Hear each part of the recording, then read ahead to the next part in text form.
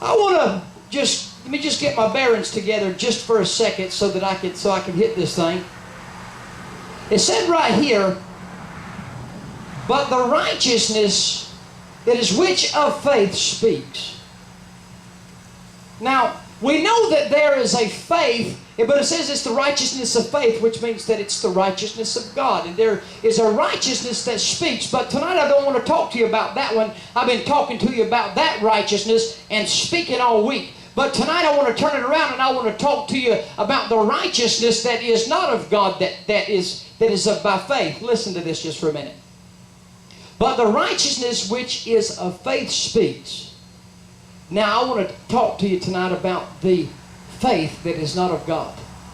There's a faith that is of God, and then there is a faith tonight that is not of God. There's two faiths. Everybody said, "Oh Lord, what is this?" The Bible said that with Moses, that the law was done away with, and that the righteousness that was of the law was done away with when Christ come in and established faith. So there is a faith, and faith is just simply this. It just means to believe in something or to walk in something with belief. Every time you get into your car, you exercise faith. You get in there. How many of you freak out and say the car's not going to start when I get in it? How many of you have a measure of faith that when you get into the car, you put the ignition in that it's going to start? That's faith. Is that right? That is faith. People have been programmed, we've all been programmed in faith. That in our lives, when we have just learned to trust systems, we have learned to trust things, we have learned to trust our government, because man, we live our lives every day, and the economy, before it goes bad, everybody's doing their thing. They're working their jobs, they're paying their bills, they're attending to their children, and life is going just fine. Because we got faith in it. We have got faith in the system that's been established before we ever came into the world. Before, after Adam and Eve, and even past the Adamic covenant, there's been people, there's been times, and there's been places. And after Adam, there's always been cities. There's always been systems. There's always been jobs. And Solomon even teaches that even there's always been seed time. There's always been a harvest. There's always been planting. There's always been sowing. And these things have always been going on. And the thing about us as people being born into this, now that is a type of faith. Because we step into it and we just trust it. If you would have taken one of the great patriarchs, let's just say Abraham, and showed him a vision of a car that was running down the interstate and it's running 70 miles an hour, do you think you could have talked Abraham into getting into it?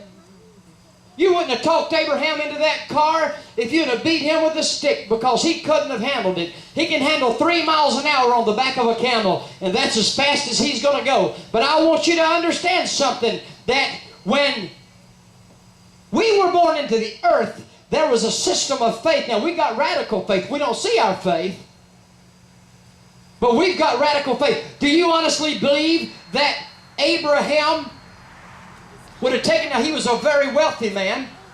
He was extremely wealthy, and we know that. He had so much money that the people in the cities around him, the government come to him and said, all right, you're going to have to move on out of here. There's not enough grass for your cattle. There's not enough grass. There's not even enough water because you're drinking it all. You're going to have to move on. Now, with all of his wealth and all of his money and all of his substance, do you honestly think that Abraham would have traded it for a little piece of plastic? Now, I'll give you the plastic and you give me all of your stuff, and anytime you want your money, Abraham, you can just go get it. Now, do you think that Abraham would have traded a 40-hour work week for that? See, there's a system that's been established around us and in us, and see, I mean, we are just programmed in faith, and we believe that is God working. That's not. I'm going to show this to you in a minute. I mean, you people didn't see me putting these steps together, but yet you walk right up on them. They could fall right down on you. As soon as you step, you could fall face first. How many of you seen me do it and working on it to make sure that it was done right? How about you ladies on the platform? That's a big piano. You didn't see us bolt that thing together, but you have a system in you that you just have the ability to believe. Does somebody hear me? But the thing about it is that I'm wanting you to see is that there was a law established through Moses that was for the natural man. Does anybody hear what I just said? It was for the natural man. It was for the flesh man. That system didn't have anything really. It was God's way of well, I hate to put it this way, but it was his cattle prod for you. That's the way that God showed you that you was bad, or that you were disobedient, or that possibly you had done something wrong, and that was just the correction of stocks that He placed in front of us. But that's for that man. That's for that natural man. See, and here's the issue: is there is a law that is established in Moses that is directly attached to your body. It's directly attached to your body. It is attached to your body.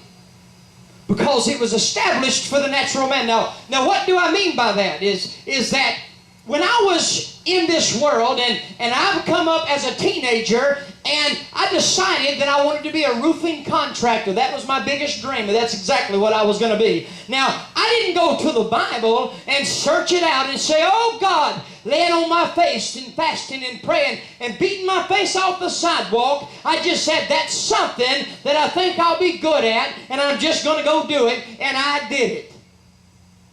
But here's the thing, I want you to understand this. At that time in my life, I was operating under the law of Moses.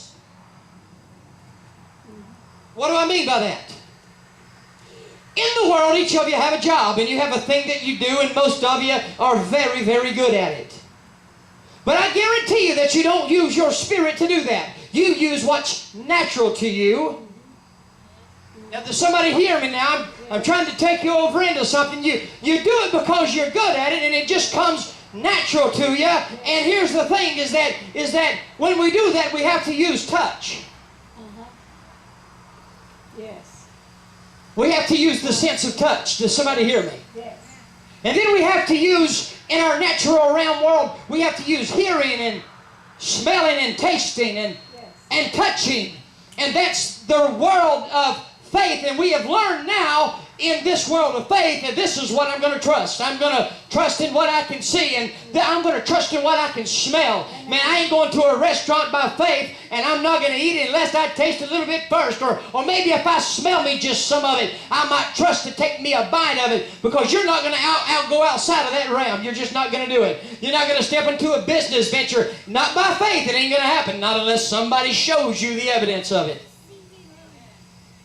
But yet we're God-filled, God people, Spirit-filled, walking by the Spirit. But the fact of the matter is, there's a lot of times that the thing that was out there somehow migrated itself in here, and now we're operating with that thing, what we're seeing, what we're smelling, what we're hearing, and what we're tasting, and now we've integrated it over into the church, and we call it faith. Does somebody hear what I'm saying? But I need you to understand something. That in this world, that's all right. The five senses that God gave a man that's attached to his body have got a simple design. The design is this. It is to be able to help you navigate and get yourself back home. That's what it's for. It ain't got no more purpose than that. That's its purpose. It has a purpose. The body of a man has got a purpose, and that is so I can feed my children, and that is so that I can smell, because if you take away my smell, and I might eat something that's rotten, and if you take away my touch, then I might get a cut on my leg, and I might bleed to death. See, this body that we're living in tonight is, I want you to understand something. I want you to understand something. These five senses, the church, we've become complacent, and we put faith in them.